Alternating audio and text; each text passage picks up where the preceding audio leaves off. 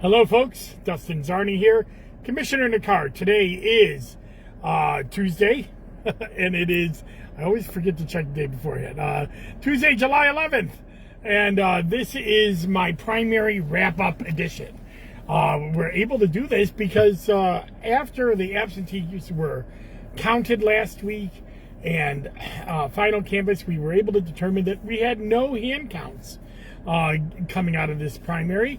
And so we have actually certified the election. It was certified last Friday and put on our website, onvote.net.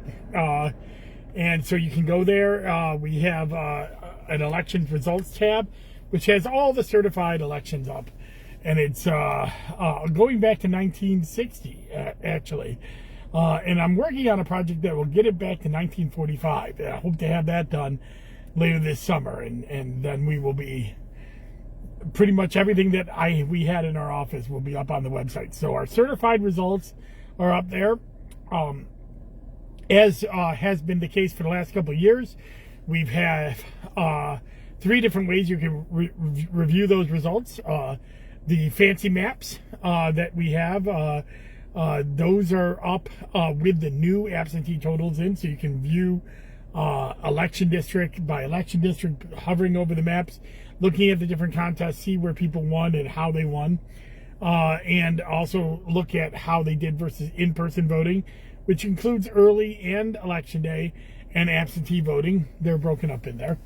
You can also look at a CSV file that we have. That's good for people who want to take down the data and manipulate it in a way to help them gain an advantage in an upcoming campaign, maybe. And then we then have also a PDF version, which is our traditional results book that many of our results took the form of before 2016. So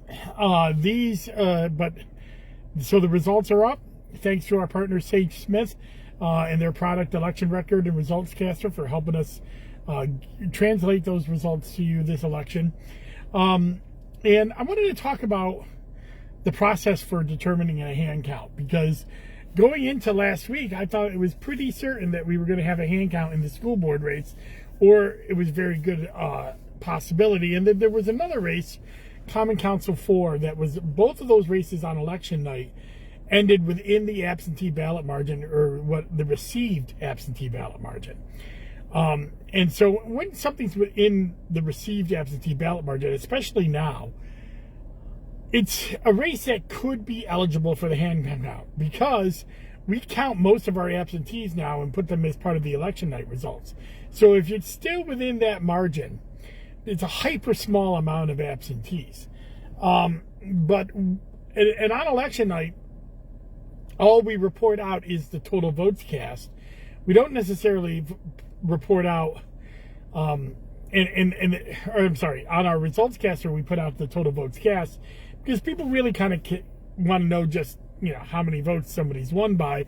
They don't care about the overall number of ballots. However, the overall number of ballots is what is important in determining whether something goes to a hand count or not. And we won't know that figure until after we count all the absentees, because after election day, we have 7 days for absentees to come in, and all the affidavits, which on election night, we don't know what are good affidavits. So we have to go through that process over the next few days. So it takes about a week to determine how many ballots are cast and what those results are. And that's why on election night, Michael Root and Mary Habib looked like they were in a very close race. And results caster put it at 0.45% difference.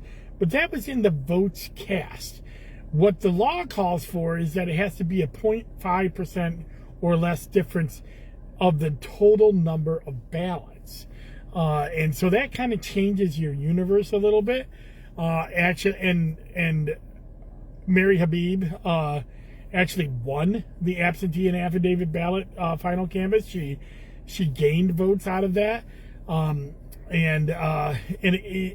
because then we were able to determine the number of ballots, it actually got to a 2.1% difference between the 4th and 5th spot for school board, thus out of the hand count range. And that's why we didn't have a hand count there. And the same thing happened with Common Council 4. Going into the final canvass, Bruce Connor trailed Patrona Jones by less than the amount of absentee ballots out. He would have needed to pick up quite a bit of absentee ballots to even be competitive in the race, let alone getting into the hand count. Patrona Jones won the absentee ballots, so the ones that were left to be counted. So that race continued to stay outside of that 0.5% margin, and then we were able to call that race. And of course, when we certify the election, we certify them for all races. So all of the races are on there, and now we are now looking towards moving to the general election. I was glad that there was no hand count because we have a lot of stuff going on at the Board of Elections. We're starting to prepare for new voting machines. We're waiting for the state to do a final certification for the vendor that we've selected, and we'll know that but more by the end of the month, and then we'll be able to do a big announcement about that. We're also waiting for we're also now starting to retool everything to get ready for the general election. There's still a few candidate selection processes that are going on. So we don't quite have all of our general election candidates yet. Towns that are caucus will have until the 27th of July to get in their caucus nominations to the board. So we still have those candidates. These are mostly Democratic towns, by the way. So we still have those candidates yet to be, populated. We don't know what the results of the caucuses are until they have them, and thus we can't put them on the ballot for the fall. And then there's one final thing in August. There will be a Supreme Court selection process that is going to determine the candidates for Supreme Court. And then I said one final thing there, but I really mean another final thing is that we have two family court processes, or family court judgeships that are coming open, and they are retiring in the middle of their term, which creates a vacancy. We went through this each of the last few years. Last year we had a 5th District Council vacancy and a county court vacancy. They came up after the petition period. Thus, we go to party nominations, where the parties get to nominate the candidates. There are no primaries, and then they run for a full term for that position. So that's what's going to happen with family court. 2 different family court positions that are coming up. So that's why we don't have a general election ballot. We can't start doing anything. We're not sending out absentees until September. And so we're really, waiting for that to be done. So we're, so that's what we're looking forward to going into the next month. I'm very busy still. Next week, I'll be going back to DC Tuesday through Friday. Tuesday night. So I'll be in the office Monday and Tuesday morning, and then traveling to DC and spending a conference at the Election Assistance Commission. I'm part of the Local Governance Council. This is where all 50 states have representatives on the Local Governance Board. I'm one of 2 representatives for New York, only 2. My fellow caucus chair on the Republican side, Eric Height, from Dutchess, and myself are on the governing council. This is their first in-person meeting, and I'm going to go to that. And I'm going to talk about that a little bit more in my next Commissioner in the Car next week, a little bit about what that is and why I'm going, and hopefully what I'll be doing there. and of course, reporting to you from there as well. So again, I'm going to be going down to DC. We're going to be working on, we're retooling our whole warehouse. We're retooling everything we do about how to train inspectors to bring in our new election equipment. So we're really excited about that.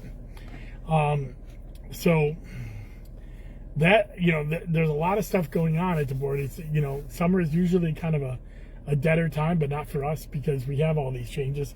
And the reason we have all these changes this year, new voter registration system, new voting machines, and a new way of doing our poll sites, is that we want to be ready and in place for 2024. We've redistricted. We have new polling sites out there. Everything is being set this year to get ready for 2024. Although there is, of course, a very big election, this general election in 2023 as well. So, but and a final word on the primary. Turnout was 13.12%.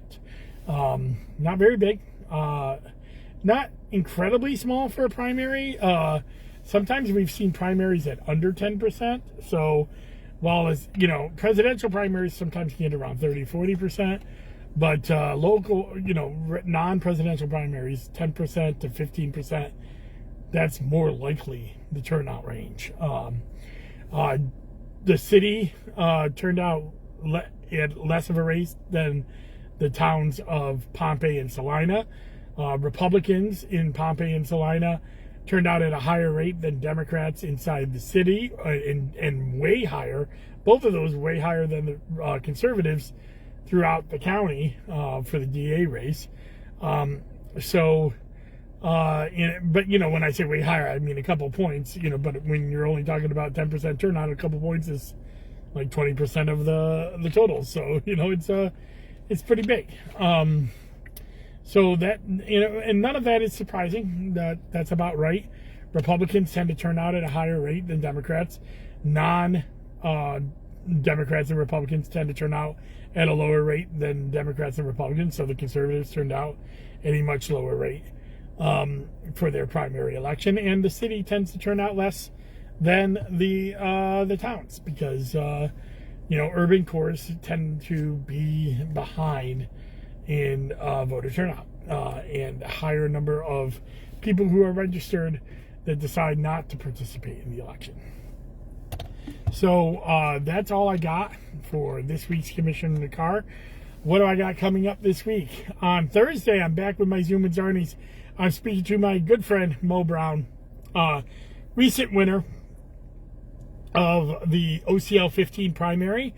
He does have a race in the fall, so we're talking to him about his race to become the next county legislature from the 15th district. It's a great conversation. Please tune in for that.